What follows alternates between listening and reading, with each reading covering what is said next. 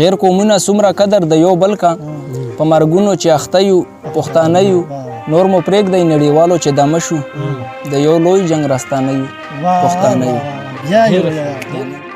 سلامونه ملګریو، نیکې هیلې او احترامات مېرمنو، ملیار یم او ملګري سره ملګري شوي د ادب ګلیار صاحب دی، اندلیب افریدی مسافر هم دی راغلی دی او ګلیار صاحب نه به مرکه ریکارډ کوو، څه به ترې ریکارډ کوو اورېدونکو لا چې سکرین په شیشه بیرته څه ویایي او ډېر ښکلی لیکوال دی او زه خو به ویم اندلیب صاحب چې شعرونه تاسو په شعرونو به بلنه ورکړو، څه انتخاب شعرونه یې ورته ووایي.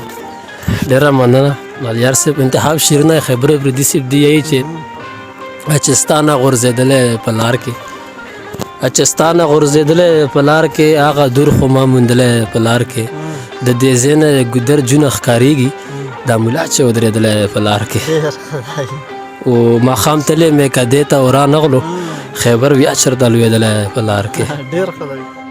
ملیار صاحب د تاسو یې وخت راکولو ډېره ډېره مننه. یو څو شعرونه بې ته ویم. شعر دی چې مونږ ستا په شانتې نه یو پښتانه یو، مونږ ستا په شانتې نه یو پښتانه یو، ښه داستانه په هر څه یو پښتانه یو.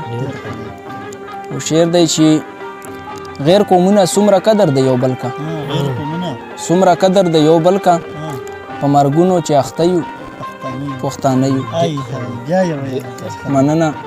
غیر قومونه څومره قدر د یو بل کا، په مرګونو چې اخته یو پښتانه یو، نور مو پرېږدئ نړیوالو چې دمه شو د یو لوی جنګ راستانه یو پښتانه یو.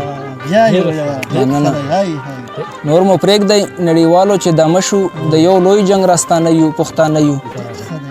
یو غزل به ته بل ویم ټولو پښتانو لره ډالۍ وي چې پښتو کوو خو پښتې نه ماتوو، پښتو کوو خو پښتې نه ماتوو، نور ستا دپاره تندې نه ماتوو. ساقي بدمست مې خواران نه یو مونږه، ساقي بدمست مې خواران نه یو مونږه، راکه چې وسکو پیالې نه ماتوو. مننه. ساقي بدمست مې خواران نه یو مونږه، راکه چې وسکو پیالې نه ماتوو. مونږ د خالد بن ولید لارویان، که جنگ بیلو حوصلې نه ماتوو. یو د خالد بن ولید لارویان، که جنگ بیلو حوصلې نه ماتوو. ګوره خاطر دی د اشنا رکیبه چې په خیرو د خلګۍ نه ماتوي. مننه. ګوره خاطر دی د اشنا رکیبه چې په خیرو د خلګۍ نه ماتوو. بنګړي دې وتړه چې نه شړنګېږي، چې در پسې زولنې نه ماتوو.